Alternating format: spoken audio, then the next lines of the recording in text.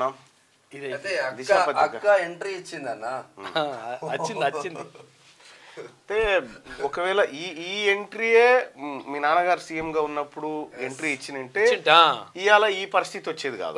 అప్పుడు మీ నాన్నగారు ముఖ్యమంత్రిగా ఉన్నప్పుడు ఆయన మేల్కొల్పినుంటే కొంతవరకు మీ నాన్నకు మంచి చేసిన అవుతుండే.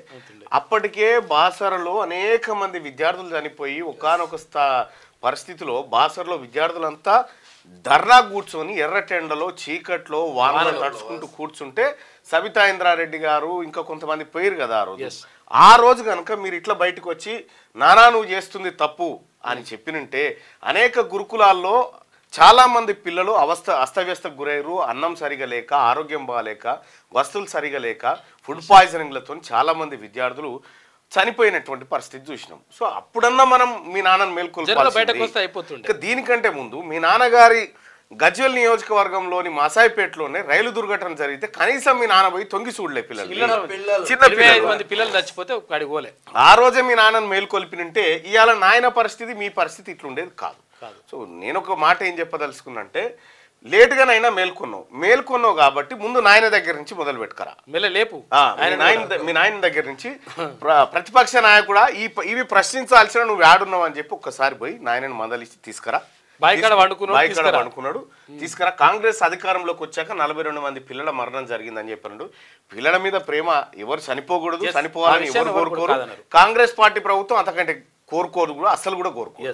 కానీ మీ బీఆర్ఎస్ హయాంలో జరిగినటువంటి ఘోరాలు నేరాలు ఏవైతే ఉన్నాయో అవిటి ఇంపాక్టే ఇప్పటి వరకు కొనసాగుతూ ఉంది. ఇంకా మేము సెట్ చేస్తూ ఉన్నాం, వాటిని ఒకటొకటి సరిదిద్దుకుంటూ వస్తూ ఉన్నాం, సెట్ చేస్తూ ఉన్నాం. సరే ఇప్పటికైనా మేల్కొని వచ్చినందుకు ధన్యవాదాలే. సో నీకు ఇప్పుడు మళ్ళీ రాజకీయంలోకి దిగాలంటే ఒక అస్త్రం అవసరం కాబట్టి ఇదొక అస్త్రము, ఇంకొకటి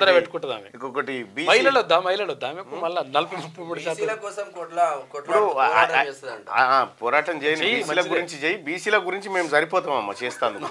మేము ఉన్నాం మస్తుగానే. బీసీలము 52% ఉన్నాం. మా బీసీ మహిళలు, మా బీసీలు చాలా మంది ఉన్నారు. ఆడ మీకు స్పేస్ ఏం లేదు. కానీ రెండో విషయం ఏంటంటే ఇప్పుడు ఈ మీ పోరాటం ఎవరి కోసం మనం చేయాలంటే భవిష్యత్తులో వచ్చేది బీసీ రాజ్యం కాబట్టి ఇప్పుడు వెలమల కోసం పోరాటం చేసుకుంటే మంచిగా ఉంటుంది తల్లి. ఎందుకంటే మీరు చేసిన పోరాటాలు జాలిగా, మీరు చేసిన పోరాటాలు మాకు 70 ఏళ్ళు బట్టి మా బీసీలకు మీరు ఏది డబుల్ బెడ్రూమ్ ఇండ్లు, ఎన్టీఆర్ గృహాలు, ఇందిరమ్మిన్లు ఇవి సరిపోయినాయి. 70 ఏళ్ళ సరే ఇంకా 500 ఏళ్ళైనా ఇవ్వగలుగుతారు మీరు ఇవి ఇచ్చుకుంటా. చేపలు, గొర్రెలు ఇక చాలు తల్లి.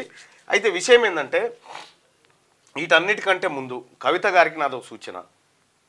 అసలు జైలుకి ఎందుకు పోయినో దానికి కారణాలు ఏంది ఒకసారి ఆ ప్రజలకు ఇంకా అది క్లారిటీ లేదు.